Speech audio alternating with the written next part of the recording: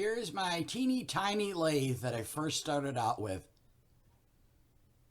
I could make ferro rod handles and maybe tiny little table legs, but that's about it. Then I got the other lathe from my friend and I started working on bowls. Got kind of good at it and I kept going and made bowls, and I started making mugs. This was one I made for my son. It was massive. It's hard to show how big it is in these pictures.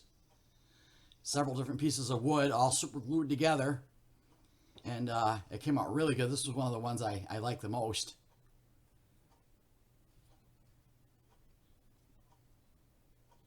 Wood burned our little family logo that I call it on there. The little lathe that I had for my friend that I was using could only turn pieces that were about 12 inches long and 5 inches in diameter, but that's a bunch of the bowls I made.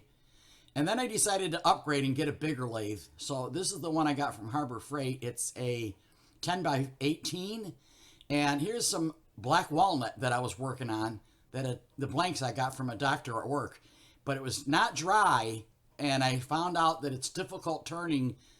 In fact, this blank here bowl that I've started is the one that flew off the lathe and broke, and I glued it back together, as you see it right there, and sanded it and finished it, and it came out pretty good. You can't tell that it was almost broke in half, but I learned my lesson on that. Here is spalted maple that Doc gave me. Those are big pieces. And then here's some black walnut they gave me, still out in the garage drying. I realized I needed a jig for sharpening my tools, and this is the one that Doc advised me to get, along with the slow grinder, specifically for sharpening tools. And putting the jig with the grinder and getting that all set up on a table took me quite a while because there's a lot of measurements. And then here's the cups that I've decided to go after them again and finish them. That's one that still needs to be turned on the lathe currently. Here's a bunch of them that are waiting for me to get the handles finished, which includes sanding the handles, resanding the cups, at some point epoxying the handles to the cups, and then I'm going to do some wood burning and finishing on the cups too. Then I had a cup that I was working on that was from black maple that Doc gave me, and it flew off the jig several times due to cracks inside the cup, and as well as the black walnut being still wet.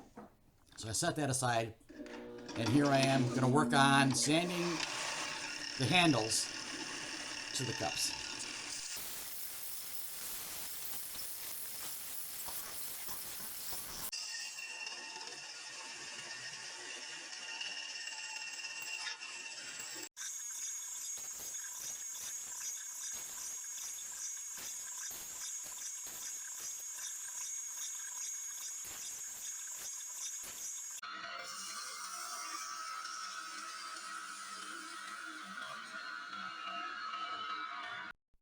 In the beginning of my ventures on YouTube, I posted many times that I am not a professional at any of the things I show. I'm simply a grandmother who likes to do crafts and different hobbies, and I sort of journal via video my experiences and the things that I do. If you get ideas from what I show and you try it on your own, good for you. But I'm not a safety advisor. I'm not a person who's given any professional advice whatsoever, and never claimed to be. So don't come at me about anything you see me doing wrong. Obviously, that's how I'm learning, because I am a beginner and there's no one here showing me how to do any of the things that I do. I'm learning these all on my own. And so, having said that, in the two sanding videos, both with the orbital sander and the belt sander, at the end, and I left it in there so you can see it, I lose the piece and it goes shooting off across the garage. One of the reasons is because I'm paying attention to the stupid camera, peeking over to see if what I'm doing is on the camera. So I'm not paying attention to what I'm doing. Bad mistake, number one. And the other thing is the arthritis in my hands has been really getting worse, and it's getting harder to hold things. I drop things all the time, and so it's affecting my ability to do crafting as of late. So having said all that, that's just kind of a quickie on what's been going on with the lathe. I feel bad I haven't been out there working on it as much as I should, but that's what happens when I'm on the lathe and something bad happens. It sort of makes me afraid of it. I won't go near it for a while. So when the bowl went flying off and it broke, the reason it did that is I had bought a jig that has, I don't even know what it's called now. It's a big round plate, and it's got little pegs that go around it, and it's for putting inside of something to hold it on to the lathe. And I had put the bowl on that and then created an undue tension on it because the bowl, because it was green, had started to develop little cracks in it. And then when I put it onto that plate and tried to turn it, there was a pressure from the inside and a pressure from the outside. Boom! And that thing made a noise like dynamite. And then the big chunk of it came off. And luckily I was able to glue it back together, sand it all up, and it looked pretty good.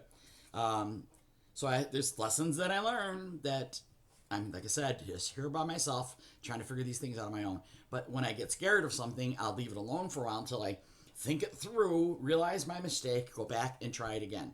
So that explains why sometimes I have these pauses between times that I go out and work on the lathe. But also it's summer and there's all this stuff out in the yard to be done and other projects that I'm trying to finish off that I leave and then go back to, like the cups. Those cups, some of them I did, it's actually a year ago. June of 2022 is the date on bottom of a couple of them. So I left them sit for a year and haven't gone back to them. So now I've got them all in a box. I started sanding the handles. The rest of the sanding is going to be done with a Dremel, with a little baby drum sander, probably how I'll work on it. And then comes, finishing off the cups themselves. Some still need to be sanded. And then I'll attach the handles and then maybe wood burn some patterns into them or something. But that's where I'm at with the lathe. Thanks for sticking around and have a great day.